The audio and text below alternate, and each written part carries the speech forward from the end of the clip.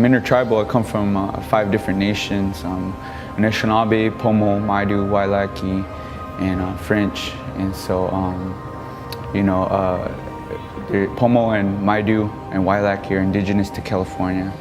We moved out here with my grandma and my auntie in '96, and got involved with a lot of things that are going on out here. And I happened to find myself at DQ University, which is one of the only off-reservation tribal college, the only tribal college in California, and one of the first in the nation.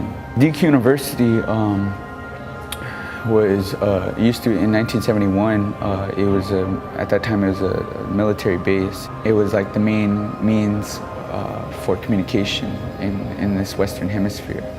Well, in 1971, Native and Chicano activists came together, united, and occupied that base, laid claim to it under the 1868 Fort Laramie Treaty. At that time, there was a similar situation, occupation going on that is probably well known by more people out there, which was Alcatraz. In 1969, they occupied the island of Alcatraz, and reminded the world, the international community, that natives are still alive. And this was at a time that the United States was dealing with its native population through a few policies. One of them was the Termination Act and the Relocation Act. So they were trying to effectively destroy the reservation system and how we come to understand and identify the native person today, which is very inhumane, which is basically they give us a concentration camp number, and we live on POW camps, known to most people as reservations.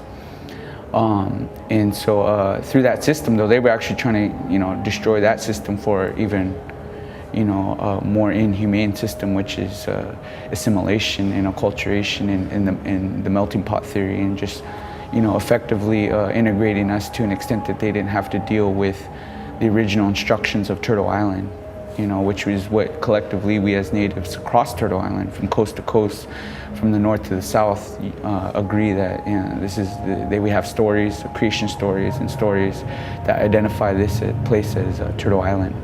And most people today know this continent as North America, but we as natives know it as Turtle Island. We go on creator's time at DQ. That means we walk with the spirit. What we're doing with DQ right now, for the past 30 years, the government got us in a bind where we were actually chasing Western accreditation and jumping through all their hoops and all of their deceptions and dead-end roads that were not self-sustainable, but just privatizing knowledge.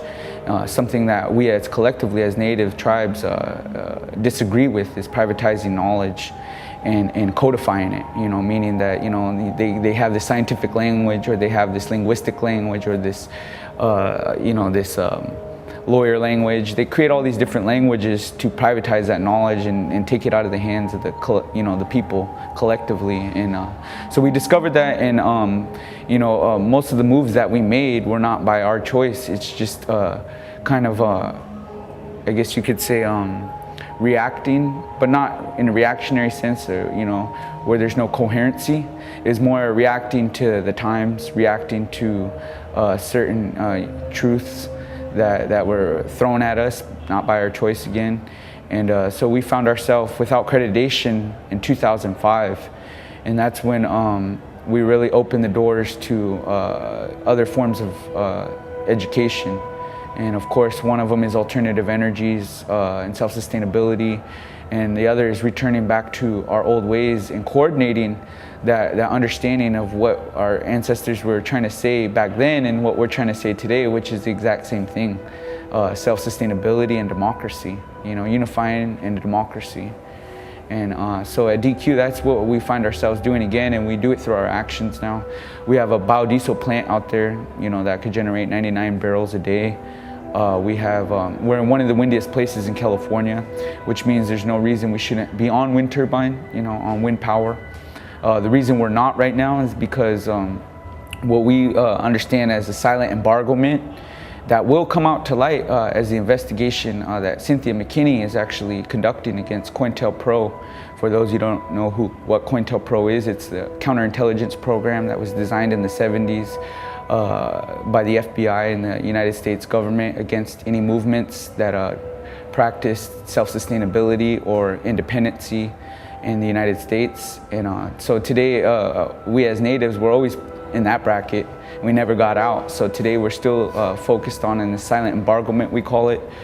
Just like, you had an embargoment in Cuba, just like you had an embargoment against Iraq or Afghanistan or North Korea, where you tie up their funds or you spread misinformation so that they can't effectively get their word or their message, or basically they have methods of neutralization.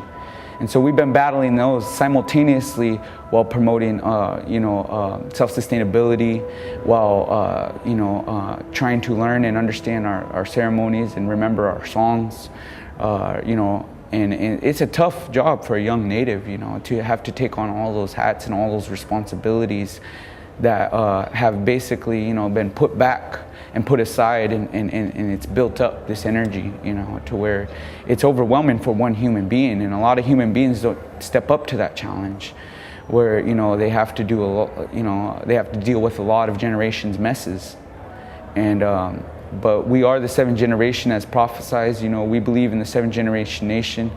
Like I said, I'm intertribal, so that puts me in that seventh generation nation, because there's going to be more mixed breeds than there are full bloods of anything. So eventually the seventh generation nation is going to overpopulate everyone.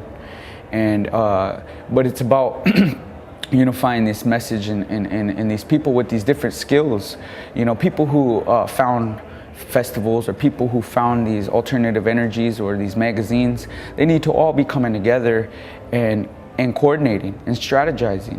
And since we are in America and we do have that privilege to actually go and go to somebody else's, home and sit down and talk with them without being persecuted or followed or trying to be run off the road or assassinated, we need to take advantage of that as seven generationalists. We need to see that, hey, you guys have a magazine, we have 640 acres, you guys have, wind power, we have the wind, so we have tribes working with us, gaming tribes that have a lot of money, and